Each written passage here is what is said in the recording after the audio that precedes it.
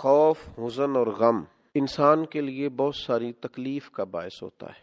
کوئی بھی خوف جانا ہو یا انجانا ہو، اور کوئی بھی غم موجود ہو یا جس کے آنے کا ڈر ہو، یہ انسان کو بے چین اور بے قرار رکھتا ہے۔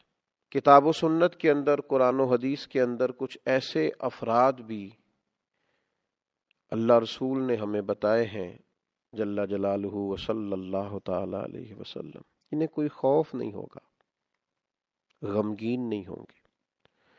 اللہ اپنے فضل اور کرم سے انہیں خوف اور حزن سے محفوظ رکھے گا۔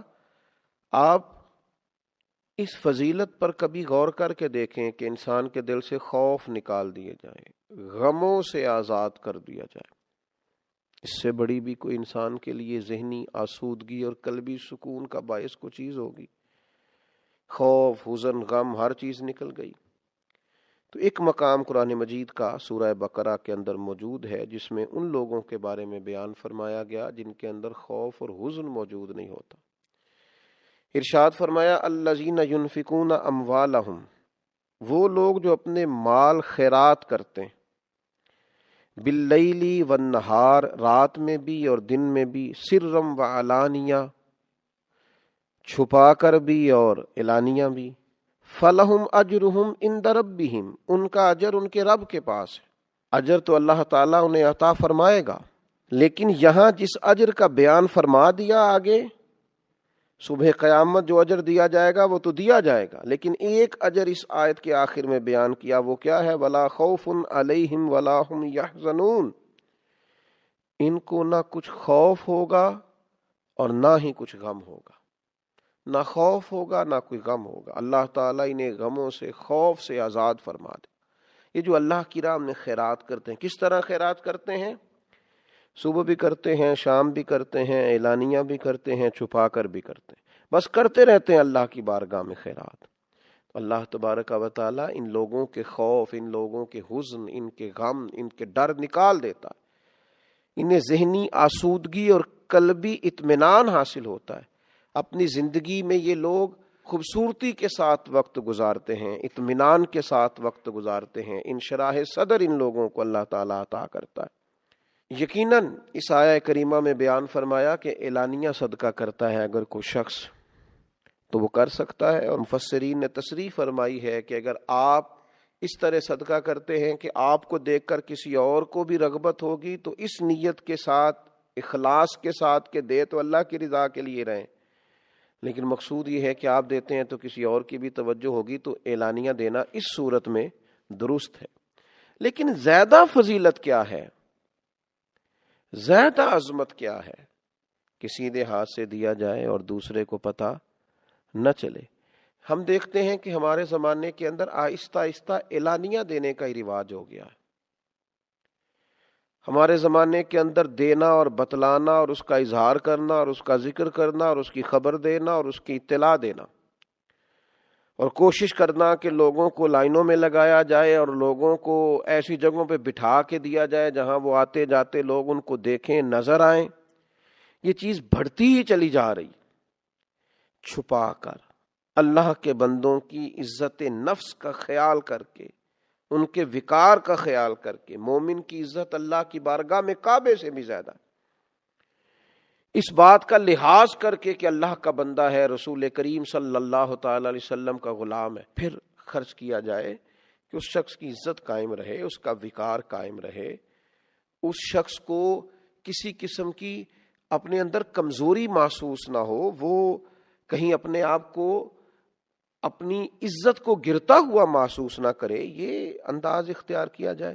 نبی اکرم صلی اللہ تعالی علیہ وسلم سے حضرت ابو ذر رضی اللہ تعالیٰ عنہ نے پوچھا تھا، مسند امام احمد بن حنبل میں روایت موجود ہے، پوچھا تھا یا رسول اللہ صلی اللہ تعالی علیہ وسلم کون سا صدقہ افضل ہے؟ اللہ کے پیارے حبیب صلی اللہ تعالی علیہ وسلم نے فرمایا وہ جو کسی تنگ دست کو خفیہ طور پہ دیا جائے۔ بندہ تنگ دست ہے، مجبور ہے، ضرورت مند ہے، لیکن اسے چھپا کر دیا جائے تو یہ سب سے افضل صدقہ ہے۔ مسند احمد میں بھی اور طبرانی میں بھی یہ روایت موجود ہے۔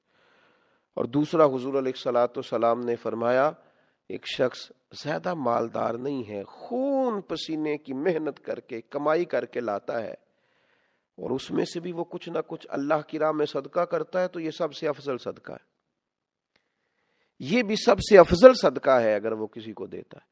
لیکن خفیہ طور پر تھوڑا سا چھپا کر، لوگوں کی عزت کا خیال کر کے۔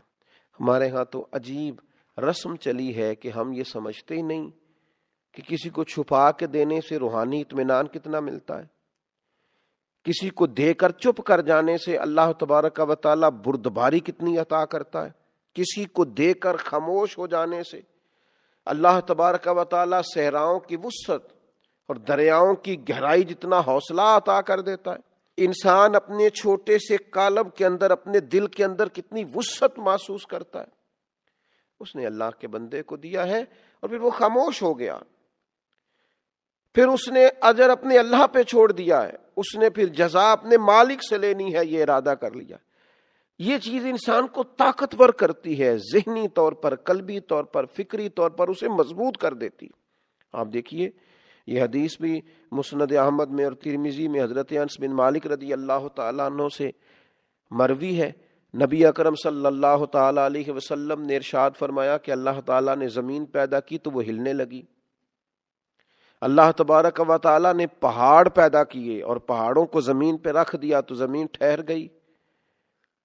فرشتوں کو پہاڑوں کی شدت اور قوت پر تعجب ہوا کہ اتنی طاقتور چیزیں پہاڑ، تو انہوں نے عرض کیا ہمارے پروردگار کیا تیری مخلوق میں پہاڑوں سے بھی کوئی طاقتور چیز موجود ہے؟ تو اللہ تعالیٰ نے لوہے کو پیدا کر دیا، پہاڑوں کو کاٹ ڈالتا ہے۔ پھر متعجب ہوئے فرشتے، اے اللہ اس سے بھی کوئی طاقتور چیز ہے؟ اللہ تعالیٰ نے آگ کو پیدا کیا جو لوہے کو پگھلانے لگی۔ پھر فرشتوں نے پوچھا اے مالک اس سے بھی زیادہ کوئی طاقتور چیز ہے؟ تو اللہ تبارک و تعالیٰ نے پھر پانی کو پیدا کیا جو آگ کو بجھانے لگا۔ مالک اس سے بھی کوئی طاقتور چیز ہے؟ تو اللہ تبارک و تعالیٰ نے پھر ہوا کو پیدا کیا۔ تو فرشتے عرض کرنے لگے مالک اس سے بھی کوئی طاقتور چیز ہے؟